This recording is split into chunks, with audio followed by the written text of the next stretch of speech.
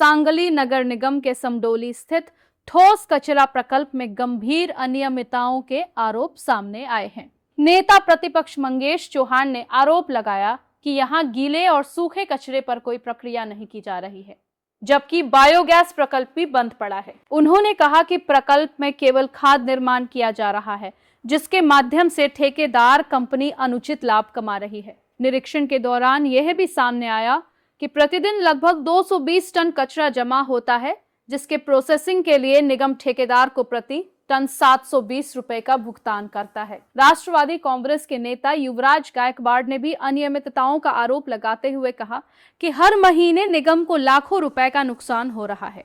नेताओं ने जल्द ही पूरे मामले का खुलासा करने की चेतावनी दी है।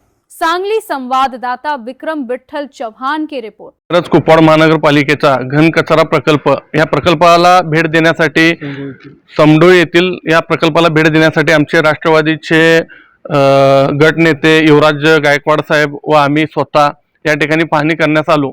तर या ठिकाणी पाहणी करत असताना आमच्या लक्षात असं आलं की बाबा या ठिकाणी प्रक्रिया होत असताना ओला कचरा सुका कचरा ह्यावर प्रक्रिया होताना दिसत नाही। इथं फक्त खत निर्मिती करायची आणि ती शेतकऱ्यांना चांगल्या किमतीमध्ये विकायची आणि त्यावरची मलई खाताना इथं कंपनी दिसत आहे।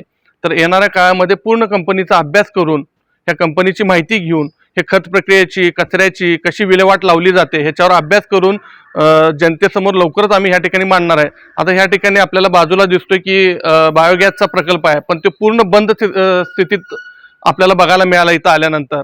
कारण ह्यांची जबाबदारी होती की येणाऱ्या ओल्या कचऱ्यामध्ये हा गॅसचा प्रकल्प चालू करायचा व त्यामध्ये गॅस निर्मिती करून वीज निर्मिती करून ह्या सांगली मिरज कुपवाडल्या महापालिकेतल्या रस्त्यांना काही रस्त्यांना ह्यांना वीज पुरवण्यात तसं त्या ह्याच्यामध्ये शर्ती अटीमध्ये ॲग्रीमेंटमध्ये नमूद आहे, पण तसं करताना ही कंपनी दिसत नाही आहे। तर ह्या कंपनीला हे काम करण्यासाठी टनाला 720 रुपये टन प्रमाणे महापालिका ह्यांना मोठी रक्कम अदा करत आहे, पण हे फक्त पैसे घेतात पण यावर प्रक्रिया करताना दिसत नाही। तर येणाऱ्या काही दिवसात आम्ही लवकरच ह्याचा खुलासा देऊ एवढंच या ठिकाणी सांगतो।